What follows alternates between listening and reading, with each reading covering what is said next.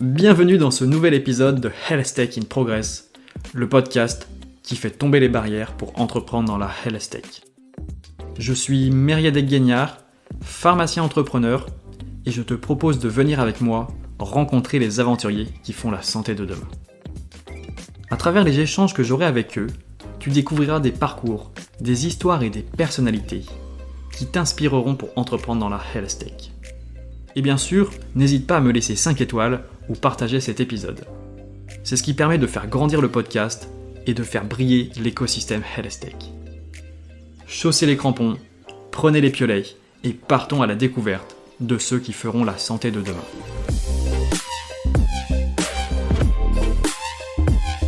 Bonjour Félix, bienvenue pour cet épisode spécial sur le podcast Health Tech in Progress. Aujourd'hui on va parler d'intelligence artificielle, un sujet qui est vraiment à la mode, et on va parler de l'IFEN, donc un cas d'étude avec l'IFEN. Et donc on va partir sur cet épisode, et pour commencer, est-ce que tu peux te présenter ton parcours, et peut-être présenter ce que tu fais chez l'IFEN? Bonjour Mériadec, merci de me recevoir. Je suis ravi de parler ici au nom de l'IFEN et de l'expérience que j'ai eue ces 6 dernières années. Du coup, moi, Félix Le Chevalier, j'ai un parcours assez classique. Donc, je suis sorti d'école d'ingé en 2012 et j'ai monté une boîte dans le vin avec un ami pendant 18 mois. C'était une expérience assez intéressante. C'était une box personnalisée avec un algo de recommandation de bouteilles de vin. On a appris pas mal de choses et notamment j'ai appris à développer là-bas.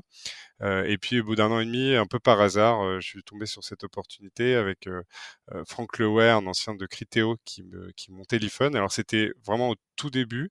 Je suis arrivé en tant que premier ingé chez l'IFEN. On avait pas de produit, mais on avait une vision qui se trouve être celle qui est en train d'être réalisée en 2021. On aura l'occasion d'en parler un petit peu. Et du coup, au tout début, j'ai fait beaucoup de choses différentes, notamment du produit, même un peu de design et pas mal de software engineering sur les premières versions de ce qu'on avait comme en tête. Et puis une fois qu'on a mis on a mis un peu de temps à trouver un product market fit, le jour où on a trouvé ce produit qu'on développe encore, donc l'IFEN document, de l'envoi de documents pour les établissements de santé et les professionnels de santé libéraux, on a eu besoin de créer d'abord une équipe IA, donc que j'ai démarré un peu tout seul et qui ensuite a grandi organiquement. Ensuite, j'ai récupéré l'équipe data qui commençait à grossir également, et puis plus récemment, l'équipe interopérabilité et l'équipe API. Et donc ces 4 équipes-là forment une bonne partie de ce qu'on appelle la plateforme l'IFEN, donc qui est notre produit qu'on développe en 2021. Ok, donc on y arrive. Est-ce que tu peux nous pitcher l'IFEN, vu que tu viens d'en parler? Je pense que c'est le bon moment pour nous présenter ce que vous faites aujourd'hui, et on va revenir un petit peu plus tard sur ce que vous faisiez hier. Ouais, avec plaisir. Du coup, aujourd'hui, donc la phrase un peu marketing officielle, c'est que l'IFEN aide l'ensemble des acteurs de l'écosystème de santé à soigner ensemble. Et le mot ensemble, il est répété 2 fois et c'est pas par hasard. Notre but est vraiment de mettre au service de tous les acteurs. Donc ça va être les hôpitaux, les professionnels de santé, le patient, mais également les développeurs d'app de e-santé, sur un même terrain d'égalité pour apporter l'innovation dans ces établissements.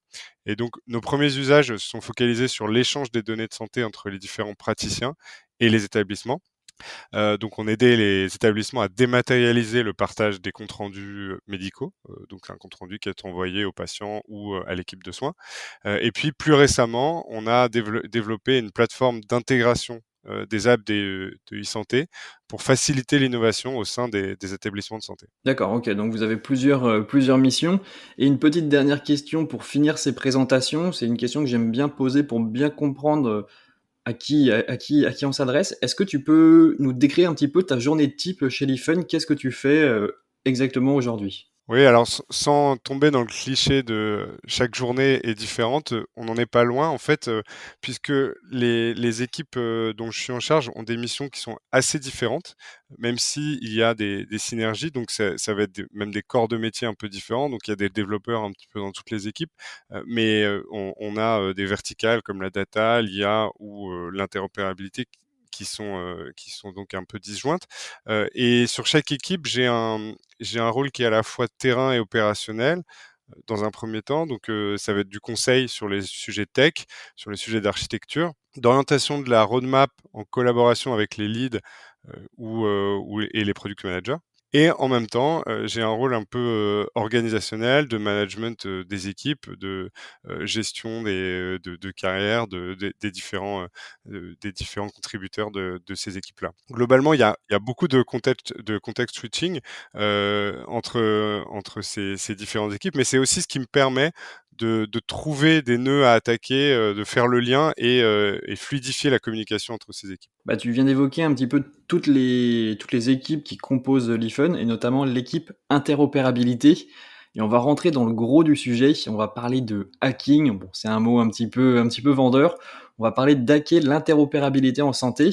Mais avant de rentrer dans ce sujet-là et puis de savoir comment justement vous êtes passé par une porte un petit peu détournée pour débuter l'IFEN, est-ce que tu peux nous définir ce que c'est l'interopérabilité en santé et pourquoi ça nécessite justement un hack? Quels sont les défis à relever? Globalement, les systèmes d'information en santé, sont des dizaines d'éditeurs qui sont implantés donc dans tous les établissements, tous les logiciels métiers un petit peu, des professionnels de santé libéraux, et pour chaque éditeur donc, il va y avoir le logiciel de cardiologie, le logiciel, de pneumologie, avec à chaque fois pléthore de versions qui sont plus ou moins à jour, dans, les différents services, des différents hôpitaux.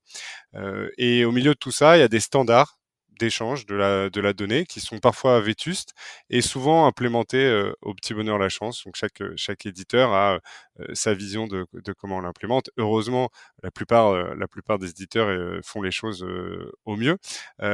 Et donc, ces standards-là, ce sont le moyen de communication, le langage avec lequel, heu, on va communiquer l'information à l'équipe de soins, et au patient lui-même. Et dans un monde, parfait où tout serait centralisé par le patient, partagé, en temps réel, avec des initiatives comme, Mon espace, santé, qui est anciennement le DMP, on aurait des besoins d'interopérabilité, qui seraient assez faibles. Donc l'interopérabilité en elle-même, ce sont, comment des systèmes, qui ne se connaissent pas a priori, sont interopérables, c'est-à-dire sont capables de parler ensemble et communiquer le même langage. Heu et finalement, à défaut de cet endroit centralisé où on a toutes les données qui sont partagées par le patient, heu, ce dont on s'est rendu compte, plus ou moins rapidement, c'est que le standard le plus solide, et commun qu'on a vu, c'est le compte rendu papier. Finalement, c'est la manière canonique de partager de l'information, dans le monde de la santé, en France, comme ailleurs d'ailleurs. Et un hôpital, pour donner un peu une idée de l'échelle, un hôpital de taille moyenne, en France comme, Orléans, il peut envoyer plus de 1 million compte rendus papier par an, et ce par la poste. Donc évidemment, c'est un problème qu'on a envie de résoudre à l'heure où on est capable de commander, un taxi par téléphone et qu'on fait énormément de choses de manière digitale. Recevoir son compte rendu, 4 jours après qu'il a été envoyé et rédigé, heu à l'autre bout de la France, alors que c'est des données, enfin, ou même juste à côté d'ailleurs, que c'est des données qui sont, hyper importantes pour gérer, la coordination du système de soins. C'est évidemment quelque chose dans lequel on a envie de ramener un peu plus d'efficacité. OK, bah, super et justement, est-ce que tu peux nous parler du hack qui a permis à l'IFUN de se déployer aujourd'hui dans 500 établissements en 3 ans? Oui, alors pour, résoudre ce problème, d'interopérabilité et du fait que, fondamentalement, l'envoi des comptes rendus papier, par la poste est un peu inefficace. On ne pouvait pas s'amuser à développer des connecteurs différents pour chaque service d'un hôpital, aller voir des éditeurs qui ne nous connaissaient pas pour leur demander des intégrations, puisque notre mission à l'époque était, et aujourd'hui encore, c'est, on doit transmettre, ce compte rendu-là, heu, à l'équipe de soins et aux patients, de la manière la plus efficace. Il se trouve que la plupart des médecins ont des adresses de messagerie sécurisées sur lesquelles on peut leur partager des comptes rendus, mais les éditeurs n'ont pas les annuaires à jour qui leur permettraient d'envoyer ça automatiquement. Donc on a dû rentrer un peu par la petite porte, et finalement, l'avantage du compte rendu, papier et de l'impression, c'est que à la fois tout le monde est capable d'imprimer, c'est quelque chose qu'on fait tous les jours, y compris dans un milieu hors contexte professionnel, et tous les logiciels étaient dotés de cette fonctionnalité. Et on a fini par se dire: «Bon, bah, tant pis, pour, l'idée d'avoir la donnée structurée qui nous permettrait, dans l'idéal, d'avoir la liste des destinataires, leur adresse, d'aller chercher dans un annuaire centralisé qu'on a construit, s'il y avait, une adresse de messagerie sécurisée sur lequel on aurait pu envoyer ce compte rendu». Bah, on s'est dit: «Bah, on n'a qu'à passer par ce compte rendu tel qu'il allait partir à la poste et structurer l'information a posteriori». On s'est donc branché directement sur le flux des imprimantes en installant, donc c'était la première brique de notre produit, des imprimantes virtuelles. Donc c'est un peu comme une imprimante en réseau chez nous. Et à partir de là, heu, le secrétariat médical qui auparavant, imprimait le compte rendu et allait le poster, choisissait l'imprimante Lifen, nous envoyait le PDF en fait par envoi, sécurisé, via internet. Donc ça se fait un petit peu automatiquement et notre job ensuite, c'est de retrouver qui est le patient, quels sont les destinataires et quel est le type de document. Et donc ça, c'est des algos d'intelligence artificielle qu'on a construit, et qui structurent cette donnée médico-administrative. Donc on n'est pas, comme font beaucoup d'autres, startups, qui font des choses, géniales en e-santé, dans, la compréhension du diagnostic, des médicaments. Nous, on est vraiment sur comment on structure des métadonnées de santé qui nous permettent de trouver à qui on envoie le compte rendu, de qui ça parle et quel est le type de données qu'on a, entre les mains.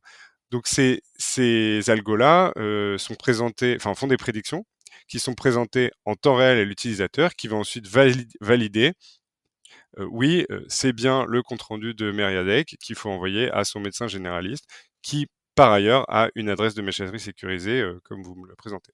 Donc petit à petit, donc on est parti de évidemment, un seul client, très peu de volume, par jour, et on a amélioré nos algos jusqu'à aujourd'hui où, en fait, on fait, autour de 1 million de prédictions par jour en temps réel, qui vont aider ces utilisateurs à avoir un process qui est plus efficace pour envoyer ces comptes rendus.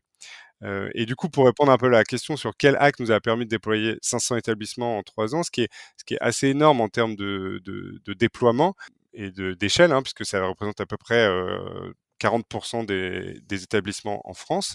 C'est une combinaison d'une expérience utilisateur que tout le monde connaît, l'imprimante, avec un tweak, donc les algos d'IA qui font gagner énormément de temps aux utilisateurs, puisque s'ils devaient rentrer toutes ces informations à la main, ça leur prendrait un temps qui rentrerait pas dans leur journée.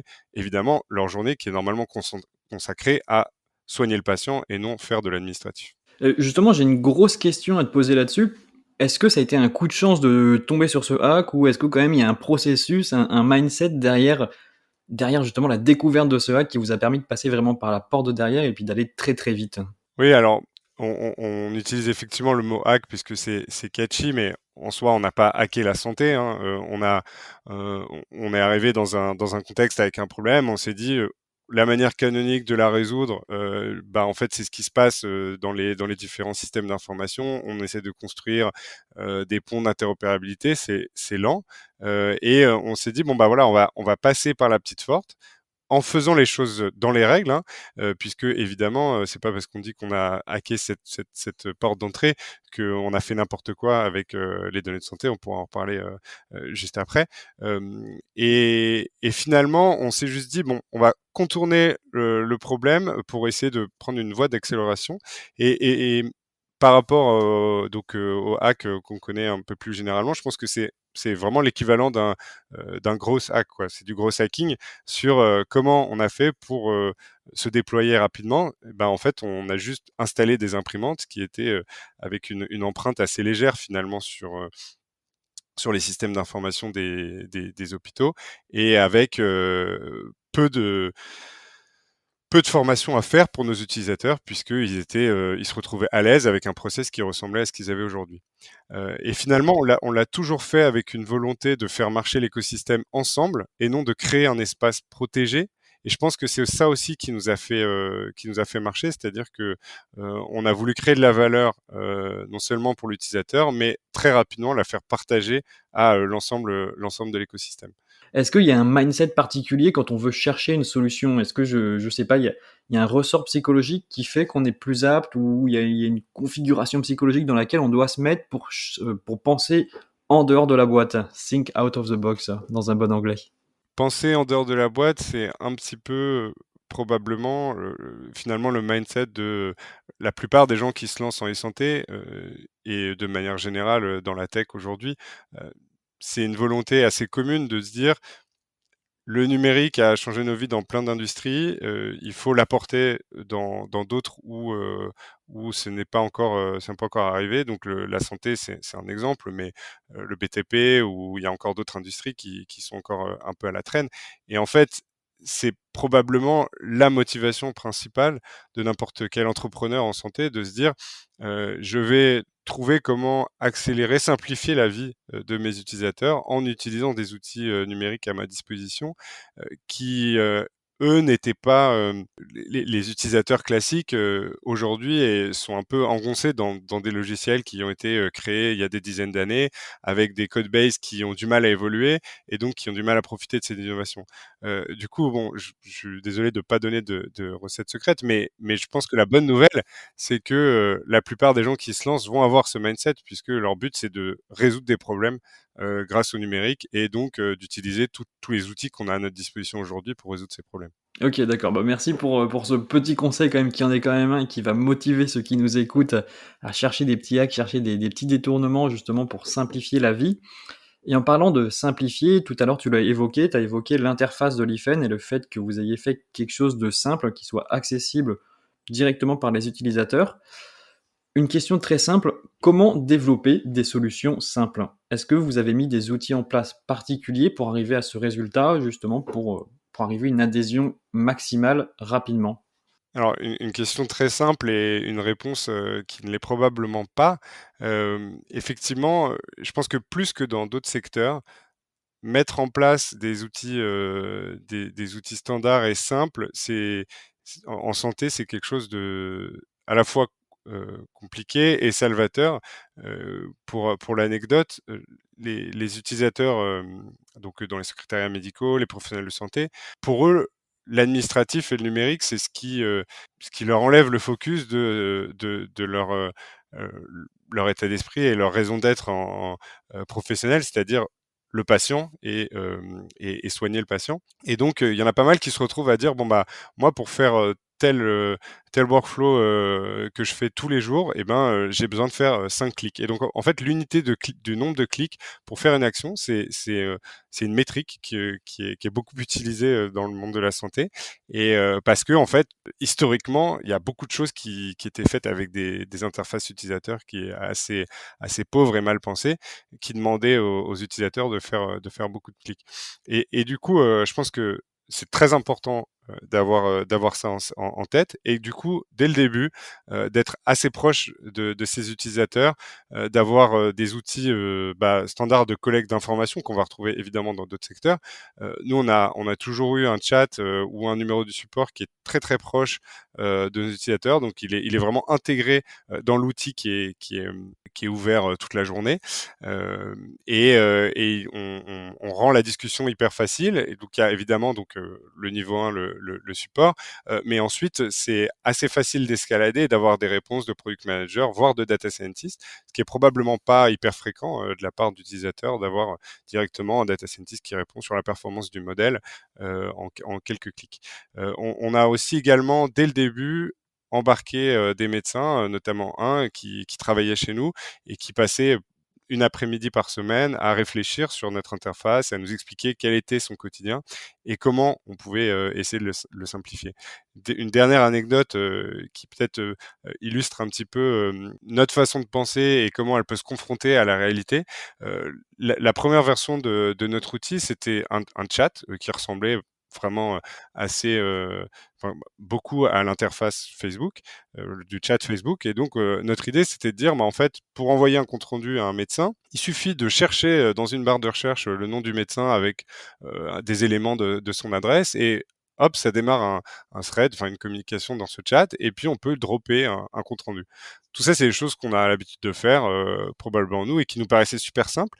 Mais quand on l'a mis dans la main de nos utilisateurs, et ben en fait, les mécanismes, les automatismes d'utilisation de ce chat, ils étaient pas présents puisque on parlait pas à la même type de population. Donc les médecins, c'est des gens qui ont une moyenne d'âge de 50 ans. Ils sont pas forcément tous numérisés. Il y en a qui ont encore des dossiers papier.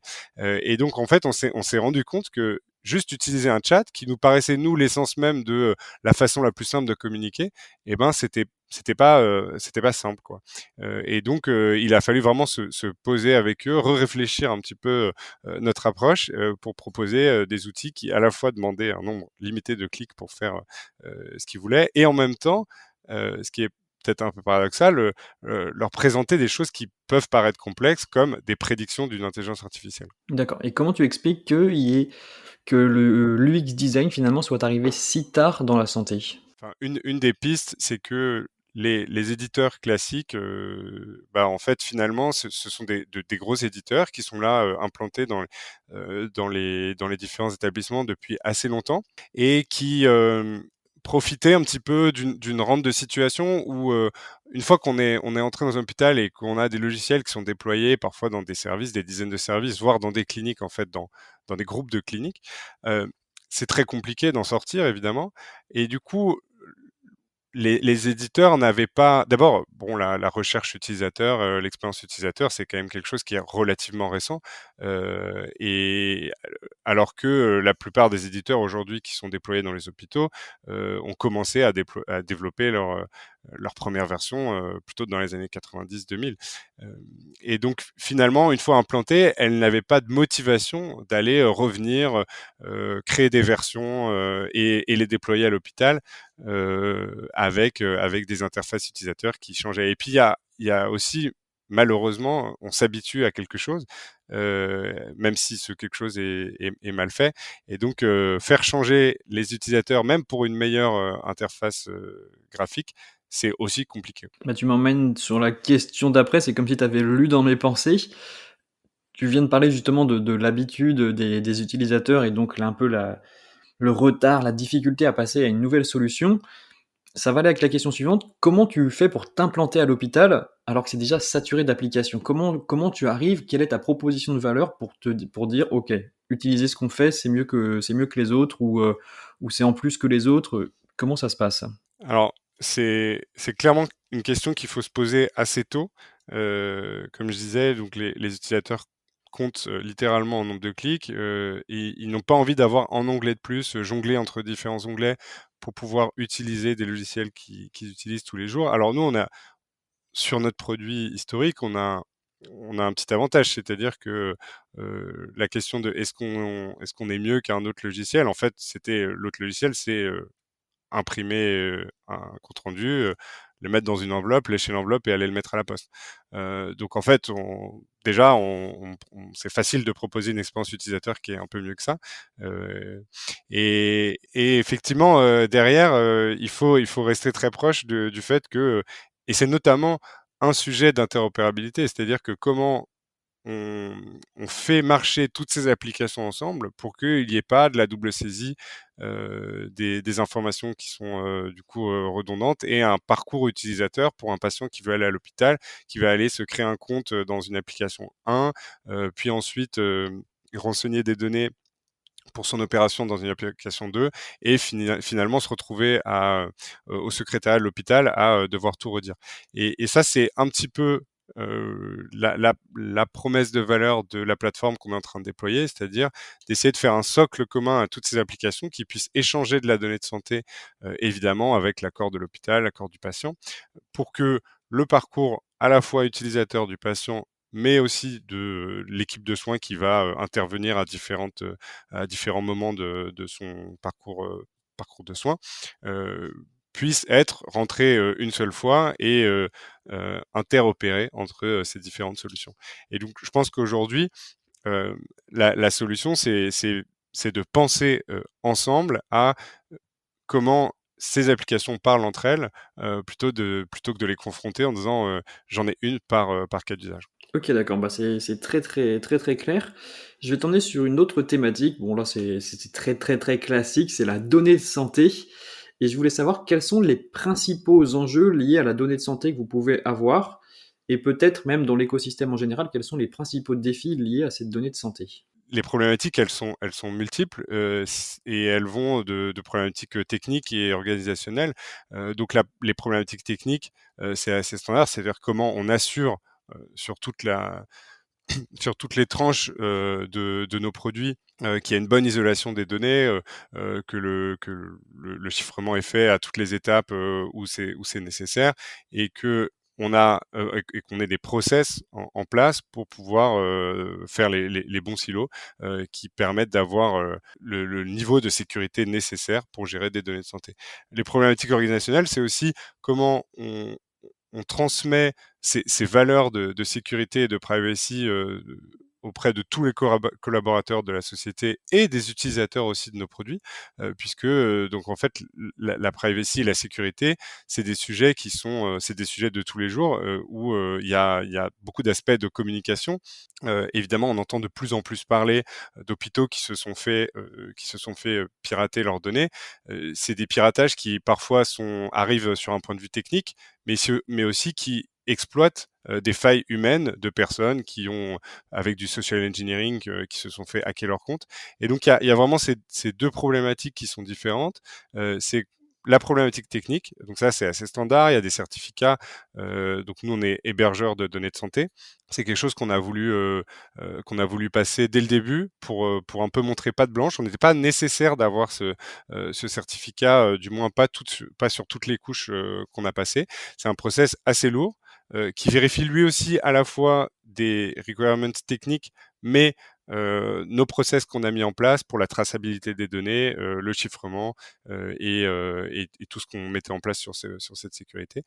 Et donc, comme je disais, tout l'autre pan qui est la communication, la sensibilisation des utilisateurs et des collaborateurs autour de la sécurité de ces données. Je vais donc t'emmener sur les hôpitaux et comment vous faites face à la peur des hôpitaux, à la peur des interlocuteurs que vous avez dans les hôpitaux par rapport à la data, par rapport à la data en santé. Comment vous les rassurez? Quels arguments vous utilisez? Évidemment, le premier argument qu'on utilise est celui de notre certification d'hébergeur de données de santé. Donc c'est, comme je disais, une certification qu'on a voulu passer très tôt. Donc c'est des réglementations qui évoluent et sur lesquelles on se met à jour évidemment tous les ans. On repasse d'ailleurs cette certification tous les ans avec un niveau d'exigence accru. Chaque année, on a un ensemble d'items sur lequel on veut monter par rapport à l'année suivante.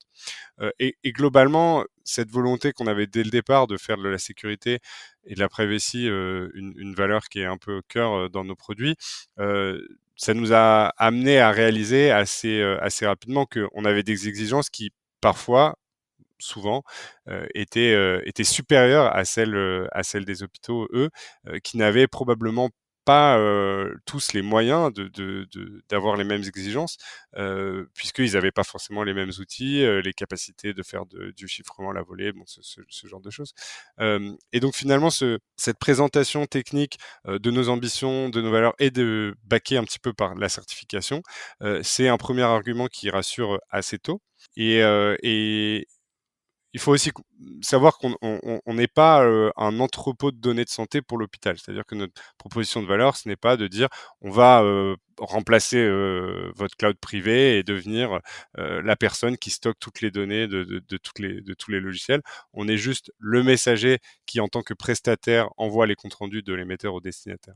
Enfin, on a évidemment des discussions très tôt avec les data privacy officers. Donc, nous-mêmes, évidemment, on a un data privacy officer. Et donc, dès le début, il y a des discussions sur comment bien expliquer le cadre légal dans lequel on travaille. Et sur ce sujet-là, je pense que le monde a pas mal changé depuis quelques années. Et finalement, les hôpitaux sont montés en compétences sur ce sujet. Alors, ça a des avantages et des inconvénients. Évidemment, ça a l'avantage que du coup, tout le monde parle un peu plus le même langage. Le niveau de qualité, c'est élevé. Mais donc, effectivement, il faut de plus... Et ça a le désavantage qu'ils ont des exigences qui évidemment, sont de plus en plus fortes et auxquelles on est ravi de devoir se conformer. D'accord. Il se dit que vous êtes en levée de fonds, que vous allez peut-être bientôt annoncer une levée de fonds et je voulais savoir quels vont être les next steps, les prochaines étapes suite à cette levée de fonds? Oui, alors, effectivement, on vient d'annoncer notre levée de fonds. Alors on a des grandes ambitions pour les prochaines années à venir, évidemment.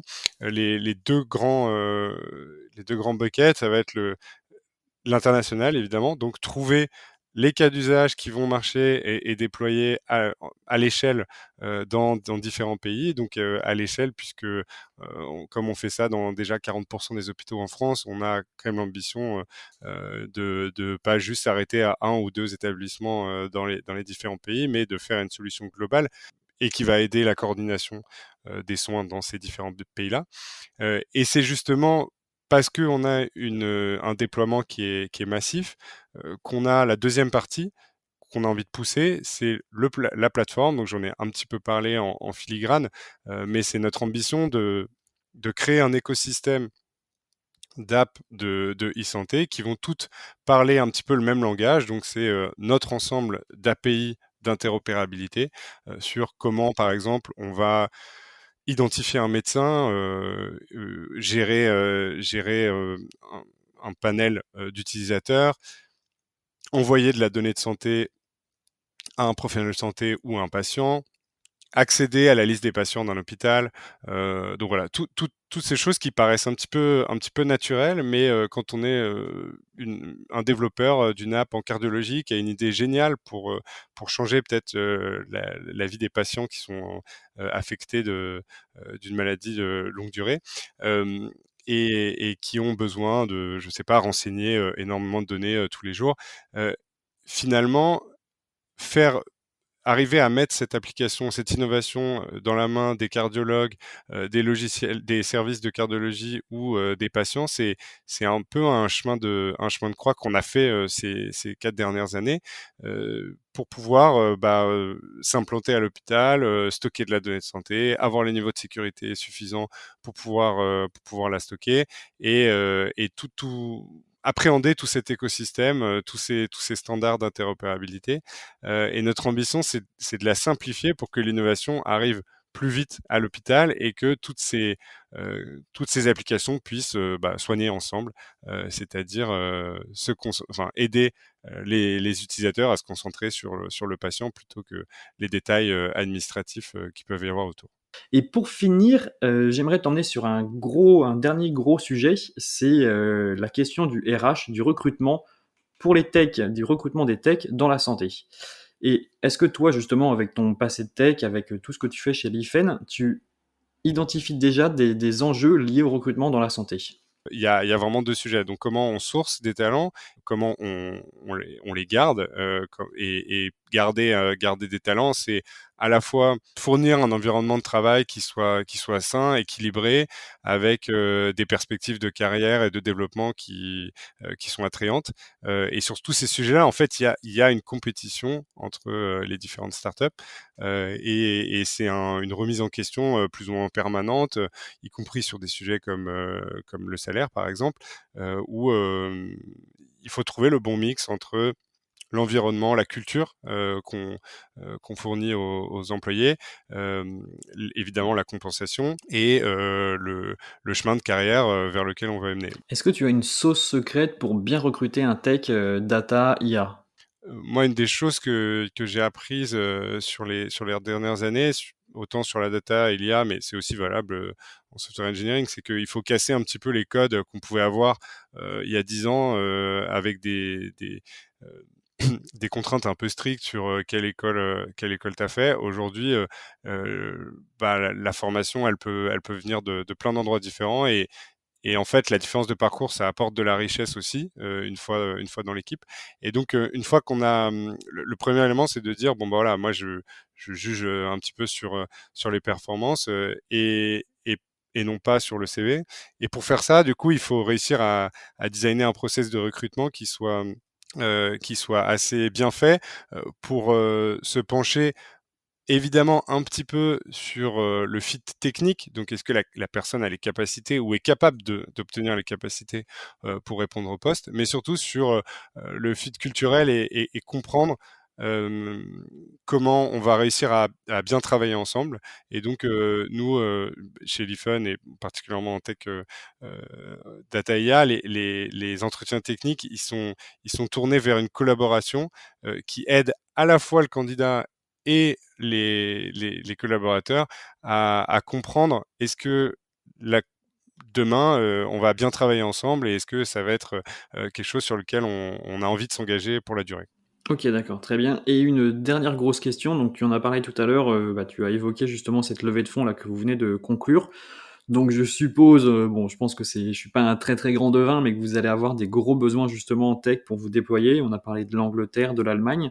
Est-ce que tu peux nous décrire un petit peu les postes qui vont s'ouvrir, les besoins à venir chez Lifen pour les auditeurs qui nous écoutent? Donc là, c'est un petit peu le moment, RH, du podcast. Oui, alors, le premier disclaimer, c'est qu'en fait, nous, on est ravis d'accueillir, des talents qui viennent de enfin, n'importe quelle expertise. Donc on va avoir besoin d'aide sur tous les fronts pour répondre à cette mission. Et donc c'est des fronts, tech, mais aussi, dans d'autres départements, hem, sales, produits, heu et donc, plus particulièrement donc, au sein des équipes pour la plateforme, on va avoir, besoin de software engineers, de back comme de front, de talents, au niveau, data, IA. Interopérabilité, on en a pas mal parlé, mais c'est un métier, qui est à part, mais qui demande pas des connaissances, prérequises. On apprend sur le terrain, et c'est un monde qui est assez passionnant parce que c'est apprendre à simplifier et à faire sens, de standards qui peuvent paraître obscurs pour pouvoir les mettre à disposition de toute la communauté. Donc ça, c'est vraiment intéressant. Donc je pense qu'en un mot, c'est si la mission vous parle, venez, on vous trouvera, quelque chose de passionnant à faire, quoi. En tout cas, on voit bien les gros enjeux qui sont à venir. C'est ça. J'espère vraiment que vous Pour allez. parler un peu de chiffres, donc aujourd'hui on est 150, dans la boîte avec, une équipe tech de 60 personnes. Le but, c'est de passer, dans les 18 mois à environ 120 personnes dans l'équipe tech et plutôt 250, dans l'équipe Lifen globale. Ah oui, donc carrément, on pourrait doubler les effectifs, d'ici 1 an, c'est ça? 18 mois, ouais. Ah oui, en effet, ouais, donc là, ça va y avoir du gros, gros travail. Et peut-être, un dernier mot, comment tu fais pour onboarder autant de personnes à la fois? C'est un peu une question que toutes les startups doivent se poser. Quand tu es en hyper croissance, comme c'est le cas là, comment tu fais pour bien onboarder toutes les personnes? Ouais, alors c'est effectivement, très important de travailler sur ça, assez rapidement. Alors évidemment, quand on est 4, l'onboarding, il se fait un peu naturellement. Aujourd'hui, on travaille beaucoup, les techs, travaillent beaucoup avec l'équipe, talent, acquisition, pour que la première semaine, d'un employé, donc on n'a pas 2 chances de faire une première impression, et ça vaut un peu dans les 2 sens. Il faut que la première semaine, elle se passe, de la manière la plus smooth possible pour l'employé, et donc, évidemment, bah, faut pas le laisser un peu, de côté. On a un programme d'onboarding qui est assez dense. Il y a beaucoup, beaucoup de choses à découvrir. Donc évidemment, au début, il y a des petites questions RH de setup de poste, mais le but, c'est que la première semaine, elle soit dévolue à découvrir un petit peu toutes les équipes et tous les enjeux. Et ensuite, on est à peu près opérationnel, vers la fin de la semaine. Et donc, c'est plutôt le lundi suivant qu'on rentre vraiment dans les rituels d'équipe. Et du coup, je pense que pour, maximiser ses capacités d'onboarding, donc il faut aussi réfléchir aux limites de ces capacités-là, et donc, en fonction de la taille d'une équipe, on est capable d'accueillir dans chaque équipe un nombre de nouvelles personnes données, puisque sinon, on va passer trop de temps à la formation et ne plus augmenter la productivité de cette équipe. Donc ça, c'est le premier élément. Et le deuxième, ce qui est assez classique, je pense, dans les startups scale-up, c'est de s'organiser avec des promotions qui peuvent être en fonction de la taille de ces promotions tous les 15 jours ou tous les mois, qui permettent aux équipes RH et aussi aux équipes tech, puisque en fait les onboarding ils sont évidemment réalisés par des personnes tech de différentes équipes. Un petit peu de factoriser cet onboarding pour pouvoir leur accorder le niveau d'attention qui est nécessaire, et donc nous en ce moment on a des promotions qui varient entre 7 et 15 et qui sont tous les mois. Ok, bah c'est quelque chose dont j'avais jamais entendu parler, le fait de faire des promotions pour entrer dans une boîte. Ça, c'est typiquement le genre de vrai conseil que j'aime beaucoup avoir sur le podcast, donc merci beaucoup pour ce conseil. Et merci beaucoup surtout pour toutes les réponses que tu m'as données sur l'IA en santé, sur la vie de l'IFEN. Donc merci beaucoup Félix. Et on va suivre ce qui va se passer avec grande attention suite à votre levée de fonds. Merci à toi. Voilà, c'est la fin de cet épisode de Health Tech in Progress. Merci d'avoir écouté jusqu'au bout. Et si tu veux soutenir le podcast, n'hésite pas à lui laisser un commentaire ou 5 étoiles sur Apple Podcast. Je suis Meriadec Guignard et je te dis à la semaine prochaine pour continuer notre exploration de l'écosystème Health Tech français.